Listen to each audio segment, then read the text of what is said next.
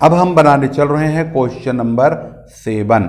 तो आप देख रहे हैं क्वेश्चन नंबर 7 यहीं पर लिखा हुआ है, बिल्कुल सेम टू सेम ये 6 के जैसा ही है। तो पहले हम इसका फॉर्मेट बना लेते हैं, इसके बाद फिर सवाल को तैयार करेंगे। Bank reconciliation statement as on, इस क्वेश्चन के मुताबिक दिसंबर 31 को है, ये दिसंबर 31 2020-21 जो भी होगा आपके, अब तो 20-21 ही चलेगा।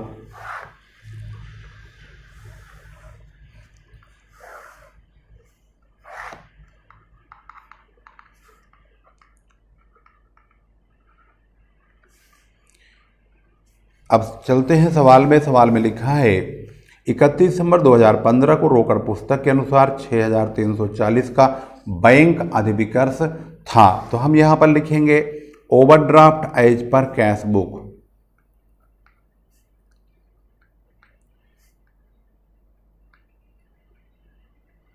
और ये रकम आपकी है 6340 रुपये, से लास्ट वाले कॉलम में लिख देंगे 6340 रुपये। और इसके बाद ट्रांजैक्शन, ओवरड्राफ्ट का 6 महीने का ब्याज 160 रुपये, ये हमारा लॉस है। तो हमारे नियम के मुताबिक हम लॉस वाले आइटम को जोड़ेंगे। Interest debited by bank, interest debited by bank, और ये है 160 रुपये। दूसरा ट्रांजैक्शन है बैंक चार्जेस 30 रुपये, पासबुक में चढ़े हुए थे, तो ये बैंक चार्जेस तो हमेशा ही लॉस होता है, यहां लिखेंगे bank charges debited by bank. और ये है 30 रुपये का, यहां लिखेंगे। इसके बाद है व्यापारी ने लोगों को 1168 रुपये के चेक दिए थे, जो कि 2015 दिसंबर 31 तक बैंक से वसूल नहीं किए, यानी इन्होंने चेक काट के दिया था लेकिन लोगों ने पैसा नहीं निकाला। तो ये हमारा फायदा हुआ है। ओवरड्राफ्ट के केस में हम फायदे को घटा देते हैं। तो ये है cheque sent for cheque issued, cheques issued, जब लोगों को चेक काट के दिया जाए तो उसको इशूड बोलते हैं, cheques issued but not presented for payment. और ये पेमेंट के लिए प्रस्तुत नहीं हुआ, 1168 रुपये के हैं। और इसके बाद है व्यापारी ने 31 दिसंबर 2015 के पूर्व 2170 रुपये चेक बैंक में जमा किए, लेकिन उसका पैसा बैंक में वसूल नहीं हुआ। इसका मतलब ये व्यापारी के लिए लॉस है, क्योंकि उसने पैसा चेक बैंक में जमा किया लेकिन वह चेक उसके खाते में जमा नहीं हुआ। तो इसका लैंग्वेज होगा cheque sent for collection but not collected.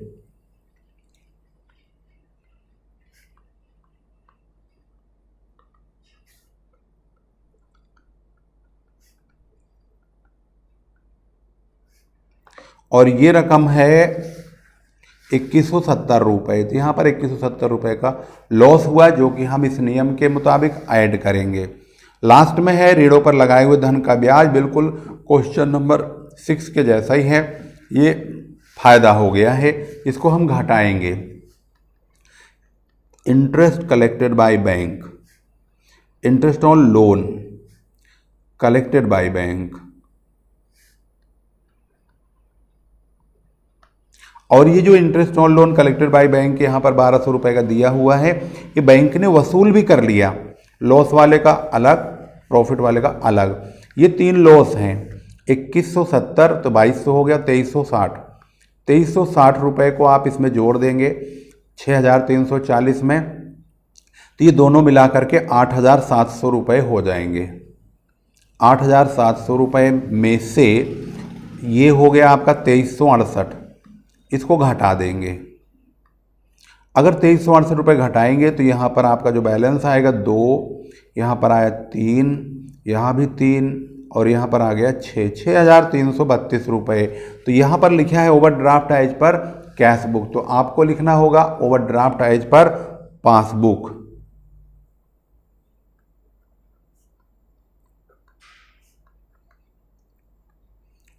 इस प्रकार से ये क्वेश्चन नंबर 7 कंप्लीट हो चुका है।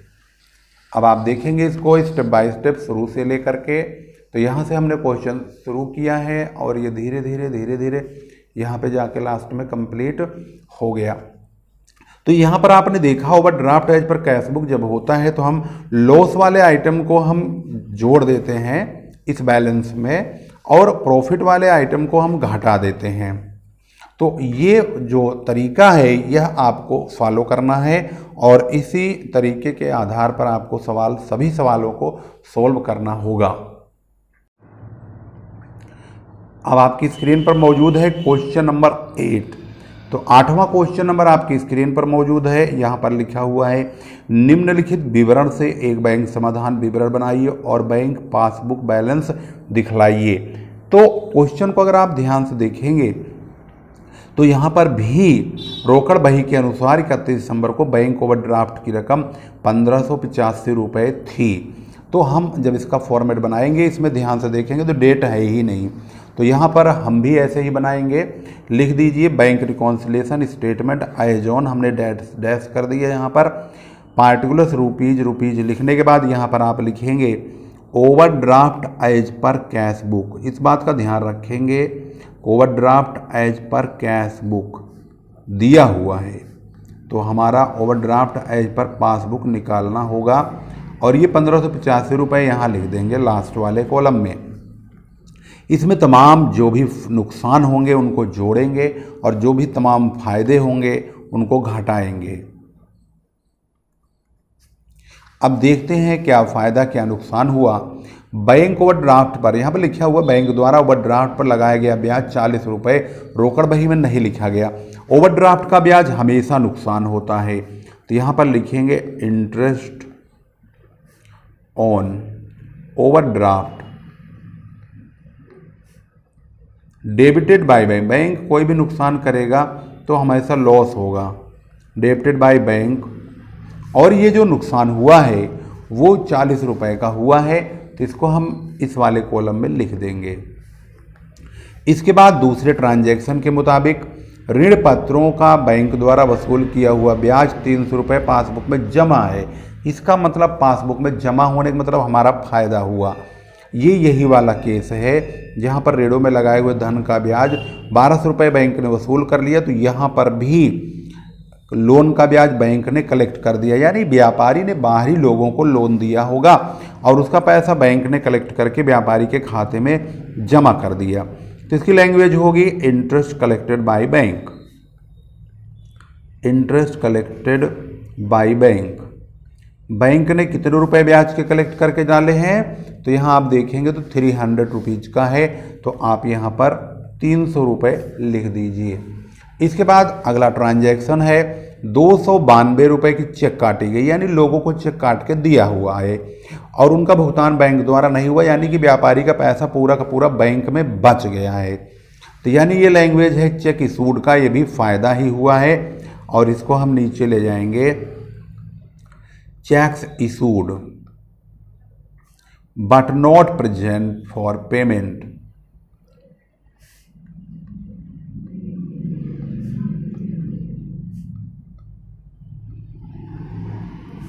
₹292 का यहाँ फायदा हो गया है व्यापारी को। और अब देखेंगे ध्यान से अगला ट्रांजैक्शन, तो बाहर से 542 रुपये 50 पैसे का चेक जो कि बैंक में वसूली के लिए जमा हुआ है, लेकिन उनका पैसा बैंक में वसूल होकर पासबुक में जमा ही नहीं हुआ, यानी व्यापारी ने पैसा बैंक में जमा कराया लेकिन पैसा बैंक में जमा नहीं हुआ तो उसका नुकसान हो गया। चेक सेंड फॉर कलेक्शन,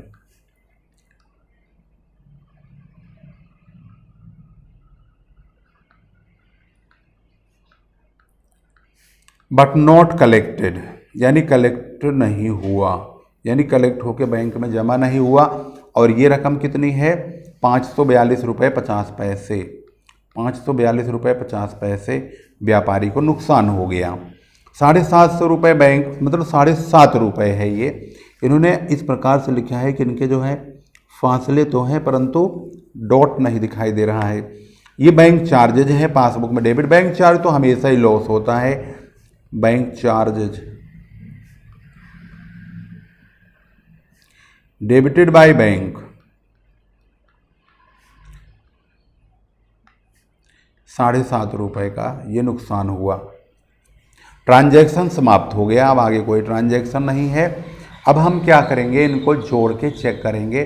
तो यहाँ पर देखेंगे ध्यान से 3 प्रकार के लॉसेज हुए हैं, ये 3 लॉसेज हैं और ये 2 फायदे हैं। तो जो ये 3 लॉसेज हैं ये तो दोनों मिला के हो गए 550 रुपये, 550 और 40 हो गए 590 रुपये। 590 को और 1585 को दोनों को जोड़ देंगे, 15 5 20 2175 रुपये। और ये 300 200 592 है, ये 2 हमारे यहाँ दिखाई दे रहे हैं फ़ायदे की रकम। तो 592 रुपये को हम घटाने में इस्तेमाल करेंगे।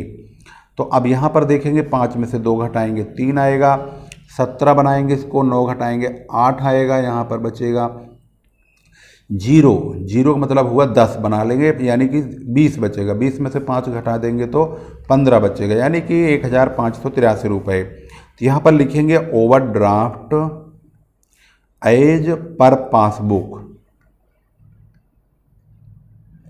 ये हमारा आंसर है ओवरड्राफ्ट एज पर पासबुक का 1583 रुपये। इसका आंसर बैंक में देखेंगे, मतलब बुक में देखेंगे तो बैंक का बैलेंस जो है पासबुक का वो है डेबिट बैलेंस 1583 रुपये। तो यहाँ पर आप आंसर को भी बाकायदे देख रहे हैं और क्वेश्चन आपके सामने स्क्रीन पर इस प्रकार से बना दिया गया है और इसको आपने बाकायदे स्टेप बाय स्टेप देख भी लिया और ये कम्प्लीटली पूरा भी हो चुका है।